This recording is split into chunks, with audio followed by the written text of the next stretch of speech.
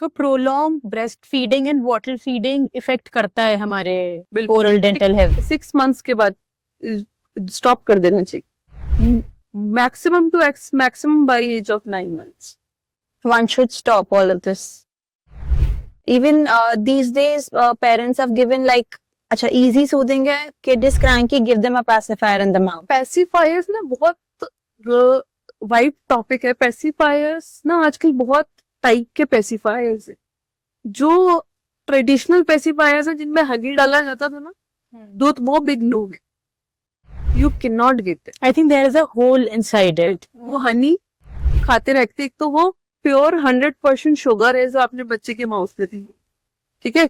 It's bad for your brain, it's bad for your teeth, it's bad for your tummy, all the 3 will go, ठीक है। पैसिफायर्स आजकल ना बहुत सारे brands हैं, अच्छी ब्रांड्स हैं, एवेंट्रुआ, चिकोवा, दे आर ऑर्थोडोंटिकली डिजाइन, ठीक है।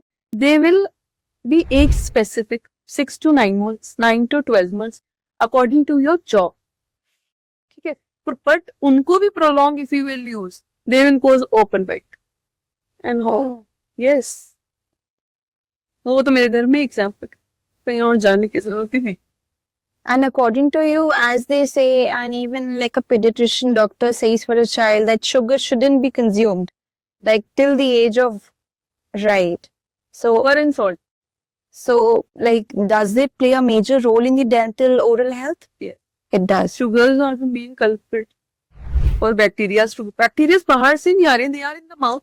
और जैसे हमने हमारे बड़े बोलते हैं, जैसे like our mothers and grandmothers, कि हम लोगों ने तुमको पैदा होने से ही चीनी और नमक खिलाया है, कोई डेंटल हेल्थ में प्रॉब्लम नहीं हुआ।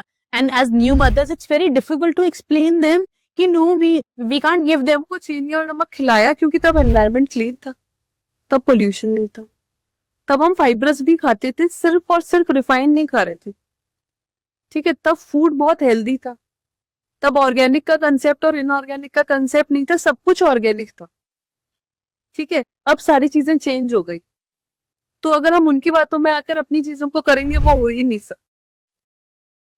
Don't tell them is a better idea. But staying in a joint family, it's like more or less creating. पास ना एक बच्चा आया था, ही इज 1.4 months, उसके दोनों centrals were gone, lower centrals were separated because of bottle feeding, ठीक है। उसको सेंसिटिविटी होने लगी थी, अब बच्चे को आइसक्रीम खिलाओगे नहीं, ही विल डू दिस, ठीक है। देन नाउ वो जो उसकी मदर इज जस्ट 24, ठीक है। उसने मेरे घर के पास ही से कहीं से गूगल किया, दोनों हस्बैंड वाइफ घर वालों से बोल के आए कि हम घूमने जाए, ठीक है। Then they came to me कि मैम क्या करें, अगर कुछ भी करेंगे ना तो घर पे मम्मा को पता चल जाएगा, फिर वो हम दोनों को बोली करेगी जाएगी कि तुमने इतने छोटे बच्चे का क्या करा है। फिर मैंने उसकी पहले फ्लोराइड की, मैंने कहा कुछ नहीं करेंगे तो they will go in RC, then वो पस पड़ जाएगा, देन तो पता चलेगा पेरेंट्स को कि कुछ किया है। फिर हमने उसकी क्राउन्स लगाए दोनों, सेंटर्स में ऊपर लगाए, नीचे नहीं लगाए क्योंकि नीचे वाला कंडीशन वो ऐसी थी कि वहां से थोड़ा और ले सकते थे अभी बाइफर्केट करके। फिर वो क्राउन्स लगाए, हमको 6 days तक ना बच्चे का मुंह में पता नहीं चले कि क्राउन्स है, 7, क्योंकि वो थोड़ा डर था। जब 7 day जब वो हंसा ना तो उसको बहुत बुली किया दोनों हस्बैंड लाइफ को कि तुम लोग डेंटिस्ट के पास गए, तुमने क्राउन्स लगवाए और पता नहीं चला। But now they are very happy, तुमने इसके टीथ बचा लिए, वरना वो टीथ भी चले जाते। और ये अब अच्छे से आइसक्रीम भी खा रहा है, अभी अच्छे से बनाना भी खा रहा है, अब अच्छे से एप्पल भी खा रहा है। तो ना जब चीजें हो जाती ना तब उनको उसके पॉजिटिव आउटकम्स पता चलते, क्योंकि उनको पॉजिटिव कुछ नहीं पता, उनको जो भी पता है ना वो ऊपर से पता चला और वो सब नेगेटिव।